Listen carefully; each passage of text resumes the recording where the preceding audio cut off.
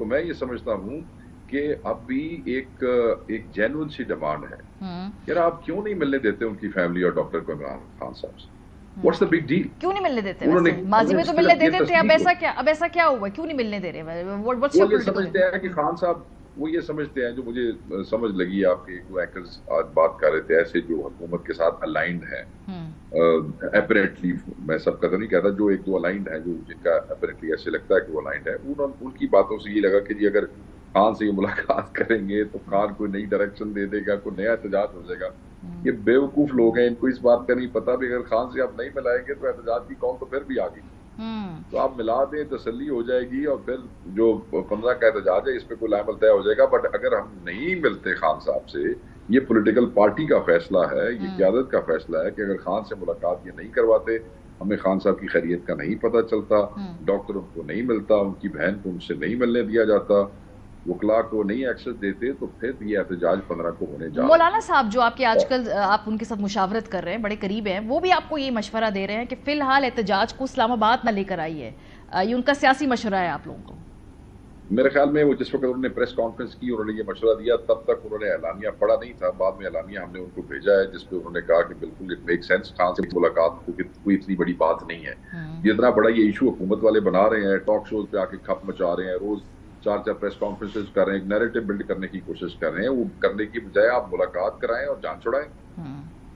ये जो आज अज़मा बुखारी साहबा ने एक प्रेस कॉन्फ्रेंस की, उसमें उन्होंने कहा कि कोई 4 से 5 लोग आप लोगों ने खुद अपने छुपाए हुए हैं। उन्होंने तो खैर हफ्से बेजा का लफ्ज़ इस्तेमाल किया, सेनेटर अब्रो का नाम उन्होंने लिया। उनको मिल नहीं रहे होंगे ना, तो वो कह आप लोगों ने उनको ज़रा गायब किया हुआ है वहाँ पे। फिर कुछ उनके रिश्तेदारों की वीडियोज़ में देख रही थी, कुछ MPs की, कि भाई उनको बुलाया गया, फिर पता नहीं वो मिल नहीं पा रहे। ये क्या चक्कर है? आप लोगों ने खुद अपने बंदे जो अंडरग्राउंड किए हुए हैं इसको? देखें, कोई भी किसी को जबरदस्ती उठा के नहीं ले जा सकता। जबरदस्ती उठाने के लिए उस ताकत की जरूरत होती है जो इस हुकूमत के पास है। जैसे शफकत अवान हमारा सरगोदे से MNA है, उसके घर जाके तोड़ फोड़ की हमला किया।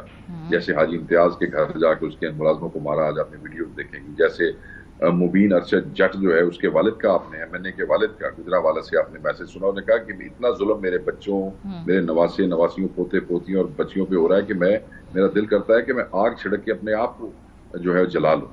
MNA की फैमिली इस हद तक तंग और जलील की जा रही है, और ये सब कुछ ये हुकूमत करवा रही है आईनी तरमीम के वोट लेने के लिए। तो इसलिए अगर हमने लोगों को और उनकी फैमिलीज को सेव करने की कोशिश की है तो कोई मजाक का नहीं है। कोई पार्टी हमारी, MNA हमारे, सेनेटर हमारे, उन्होंने कहा जी मैं कौन, तू खाम खा, तो थोड़ा की लैंड तो देना उनके है, घर वालों को तो उसी बता अपने देना, बंदे संभाले। वो सोशल मीडिया पे वीडियोस डाल रहे हैं कि हमारा राब्ता नहीं हो रहा, उनको तसल्ली तसल्ली दे दें उन लोगों को। अच्छा। देखें, हाँ, वो जो फैमिलीज होती है ना जी, उनमें कई रिश्तेदार आपके करीबी होते हैं, कई आपके शरीक ये होते हैं, बात भी कई ठीक ऐसे है। होते हैं जिनको आप भी 6-6 महीने तक मुलाकात, साल साल तक सलाम नहीं लेते।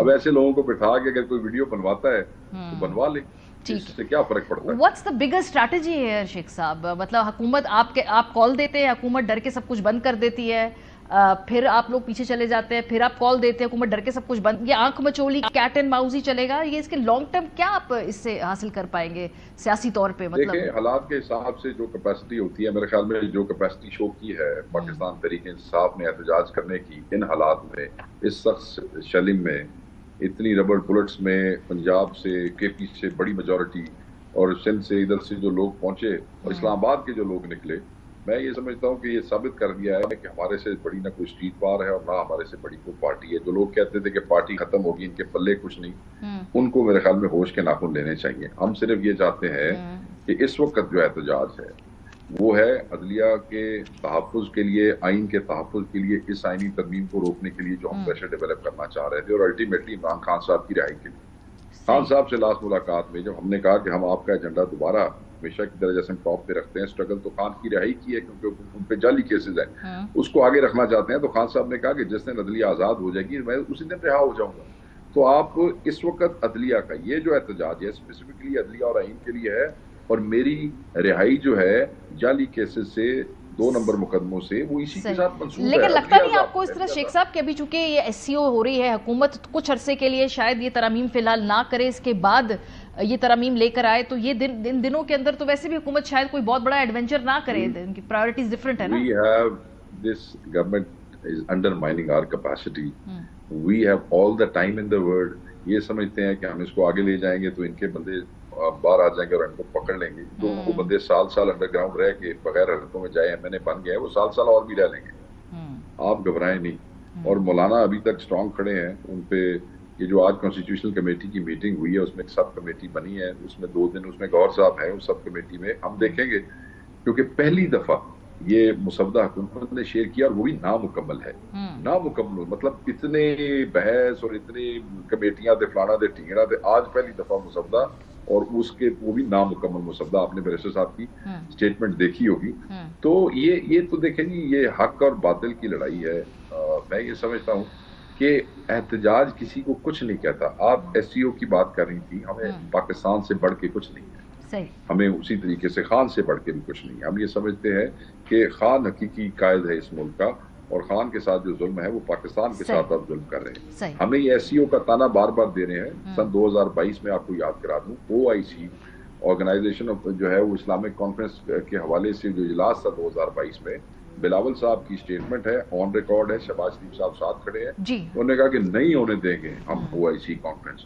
अगर अदम एतमाद के हवाले से स्पीकर ने ये ना किया, हम असम्बली छोड़ के नहीं जाएंगे, हम यहाँ से नहीं निकलेंगे। हम वो भी इंटरनेशनल थी कॉन्फ्रेंस थी, वो भी एक बहुत बड़े स्केल की कॉन्फ्रेंस थी। इनका माजी इनको याद कोई नहीं है। उस वक्त इनको ये नहीं था पता कि पाकिस्तान के साथ क्या होगा या हुकूमत के साथ। आज इन्होंने याद आ गया, दे रियलाइज। और इतना फस न क्रिएट करें ना, रौला मुकाओ तो इमरान खान साहब ने मुलाकात ठीक बात है जी, और नोटिस निकालें और जो भी तरमीम के हवाले से शफाफियत इख्तियार करें। बहुत शुक्रिया। शेख वकास अकरम साहब हमारे साथ मौजूद थे। ब्रेक पे जाएंगे, जब वापस आएंगे मौजूदा चीफ जस्टिस साहब जा रहे हैं घर। एक नोटिफिकेशन आया है रजिस्ट्रार की तरफ से जिसमें कहा गया है कि उनका अलविदाई जो सेशन है वो होगा 25 तारीख को चीफ जस्टिस ऑफ पाकिस्तान